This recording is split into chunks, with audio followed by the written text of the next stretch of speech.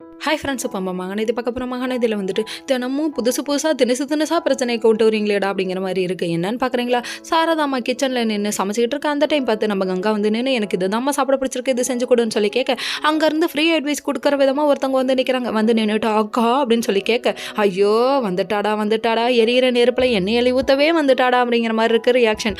அது மட்டும் இல்லைக்கா, இந்த தோசையில் புளிக்குழம்பு வச்சு இப்படி சாப்பிட்டா நல்லாயிருக்கும், அப்படி சாப்பிட்டா நல்லாயிருக்கும், இவங்க அப்பாவுக்கு பிடிக்கும், அவங்க அப்பாவுக்கு பிடிக்கும். ஐயோ எரியிற நெருப்புற கிளப்புறாடா, எண்ணெயை ஊத்துறாடா அப்படிங்கிற மாதிரி ஆயிடுச்சு.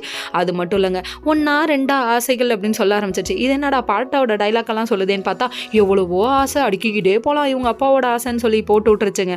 கடைசியில் மொத்தமாக முடிச்சு விட்டுங்க போங்க அப்படிங்கிற மாதிரி ஆயிடுச்சு. சாரதாம்மா அசிங்கமாக கேள்வி கேட்டு அனுப்புகிறாங்க, இதெல்லாம் தேவையாங்க அப்படிங்கிற மாதிரி ஆயிடுச்சு.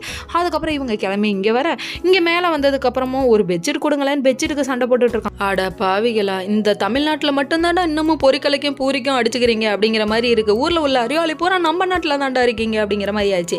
அதுக்கப்புறம் விஜய் இருந்துட்டு இந்த ரூமில் ஏன் தங்க வச்சிங்க, கீழே கெஸ்ட் ரூமில் தங்க வைங்கன்னு சொல்லி அங்கே ரூமுக்கு போனோன்னே அந்த சின்ன பொண்ணு தையாத்துக்கான்னு குதிக்குது, நல்லா இருப்பம்மா நீ அப்படிங்கிற மாதிரி ஆயிடுச்சு. அதுக்கப்புறம் பார்த்தா நம்ம விஜய் இருந்துட்டு இவ்வளோத்தையும் பார்த்து கஷ்டப்படுறானேன்னு அவங்க பாட்டி கவலைப்பட்டாலும் அதுக்கப்புறம் நம்ம காவேரியை கவனிச்சுக்கிறாங்க. இந்த ரணகாலத்துலையும் இந்த கிளுகிழப்பையும் நீங்கள் என்ஜாய் பண்ணணும். சரி பரவாயில்ல விடுங்க, ஆடியன்ஸ் இதை மட்டும் தானே எதிர்பார்க்குறாங்க.